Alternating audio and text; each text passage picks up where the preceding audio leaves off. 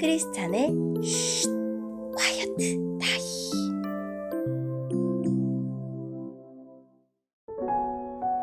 샬롬, 크리스찬 성도님들 반갑습니다.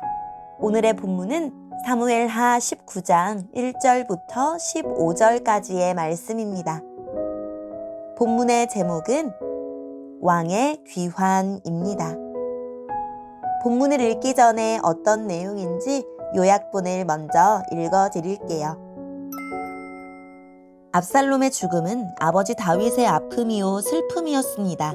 그래도 다윗은 그 고통을 딛고 일어나 왕의 직무를 다해야 했습니다.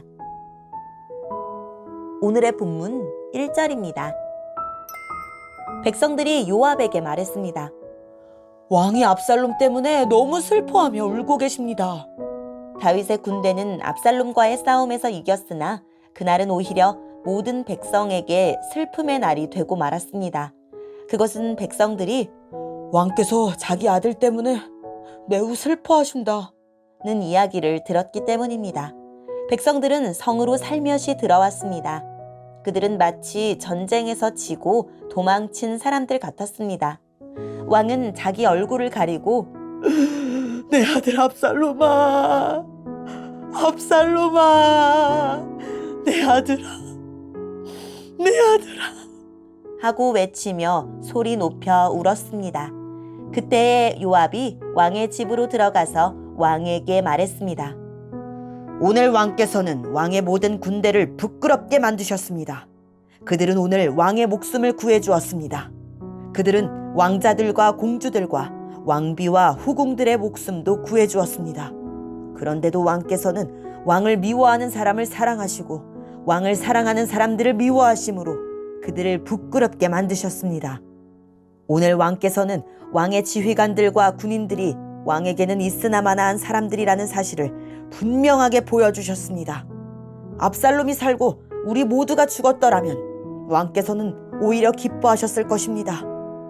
자, 이제는 나가셔서 왕의 종들을 격려해 주십시오. 살아계신 여호와께 맹세드리지만 왕께서 나가지 않으시면 오늘 밤에 왕의 곁에 남아있을 사람은 아무도 없을 것입니다. 그렇게 되면 왕께서는 젊은 시절부터 지금까지 당해온 모든 어려움보다 더욱 큰 어려움을 당하게 되실 것입니다. 이 말을 듣고 왕은 성문으로 나갔습니다. 그러자 왕이 성문에 나왔다는 소식이 퍼졌고 모든 사람들이 왕을 보러 나왔습니다. 압살롬을 따랐던 모든 이스라엘 사람들은 자기 집으로 도망쳤습니다. 이스라엘의 모든 지파 사람들이 서로 다투기 시작했습니다. 그들은 이렇게 말했습니다. 왕은 우리를 블레셋 사람과 우리의 다른 원수들로부터 구해주었다. 그러나 지금 왕은 압살롬 때문에 이 나라를 떠나 있다. 우리가 왕으로 세운 압살롬은 이제 싸움터에서 죽고 말았다. 우리는 다시 다윗을 왕으로 세워야 한다. 다윗 왕은 제사장 사독과 아비아달에게 사람을 보내어 이렇게 말했습니다. 유다의 장로들에게 말하시오. 나는 내 집에서도 모든 이스라엘 백성들이 왕을 왕궁으로 다시 모셔오자고 말하는 소리를 들었소. 그런데 그대들은 어찌하여 왕을 왕궁으로 모시는 일에 가만히들 있는 거요? 그대들은 나의 형제요, 나의 집안 사람들이요. 그런데 어찌하여 그대들은 왕을 다시 모시는 일에 아무 말이 없소? 그리고 압살롬을 따랐던 아마사에게 말하시오. 그대는 내 집안 사람 중 한 사람이요. 내가 그대를 군대의 사령관으로 삼겠소. 만약 내가 요압 대신 그대를 군대의 사령관으로 임명하지 않는다면 하나님께서 나에게 벌을 주셔도 좋소. 다윗이 모든 유다 백성의 마음을 움직였습니다. 유다 백성은 하나같이 마음이 모아졌습니다. 그들은 왕에게 사람을 보내어 이렇게 말했습니다. 모든 신하들과 함께 돌아오십시오. 그리하여 왕이 요단강까지 돌아왔을 때 유다 사람들은 길갈로 와서 왕을 맞이했습니다. 그들은 왕이 요단강을 건너는 것을 도와주려 했습니다. 아멘. 오늘의 본문을 통해 이해할 수 있는 부분은 무엇일까요? 다윗이 자식을 잃은 아버지로서 애도하는 시간이 필요한 것은 당연했습니다. 그러나 다윗의 곡하는 소리가 너무 커서 궁에 있던 백성이 모두 듣고 승리를 기뻐하지 못했고 전쟁에서 승리한 군인들도 패잔병처럼 조용히 입성하는 상황이 됩니다. 그런데도 왕의 곡소리가 그치지 않자 요압이 참지 못하고 다윗을 찾아가 직언합니다. 요압은 다윗이 사적인 감정에 사로잡혀 목숨 바쳐 충성한 군사들을 부끄럽게 만들고 왕과 나라를 위태롭게 한다고 꾸짖습니다. 다윗은 그제야 마음을 추스르고 성문으로 나와 백성을 격려하고 전쟁에서 승리한 군인들을 치하합니다. 이로써 압살롬의 반란은 공식적으로 막을 내립니다. 한편 압살롬의 편에 섰던 이스라엘 지파 사람들이 다윗을 다시 왕궁으로 모셔오기로 결의합니다. 반란군의 선봉이었던 아마사를 오히려 자신의 군대 장관으로 임명하는 포용 정책으로 아마사와 그의 지지 세력을 흡수하고 사람들의 마음을 하나로 이끕니다. 과거에는 예배를 통해 이스라엘을 하나로 모았던 다윗이 이번에는 매우 정치적인 전략으로 왕권을 강화하려고 합니다.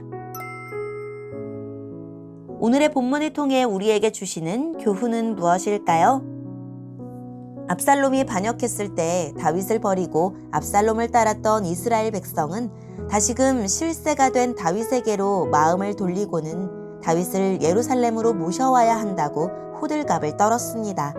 하나님의 뜻이나 대의에는 관심 없고 그저 자기들에게 유리한 정치적 판단만 내렸습니다. 하나님의 마음에는 무지하면서 세상 이치에만 밟진 않는지 돌아봅시다. 다윗은 스스로 개선 장군이 되어 군사들과 함께 속히 예루살렘으로 돌아올 수 있었습니다. 하지만 그렇게 하면 압살롬을 따랐던 유다 지파와의 관계를 회복할 수 없습니다.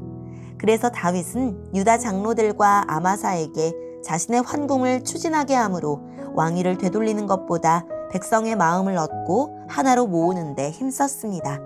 이를 빨리 처리하는 것보다 사람들의 마음을 살피는 것이 중요합니다. 오늘의 본문을 통해 각자에게 주시는 성령 하나님의 음성에 귀를 기울이며 살아계신 하나님, 자기의 감정이나 이익보다 하나님의 뜻과 공동체의 유익을 먼저 생각하게 해주세요 라고 기도하고 오늘도 말씀을 붙들고 승리하는 하루를 살아냅시다.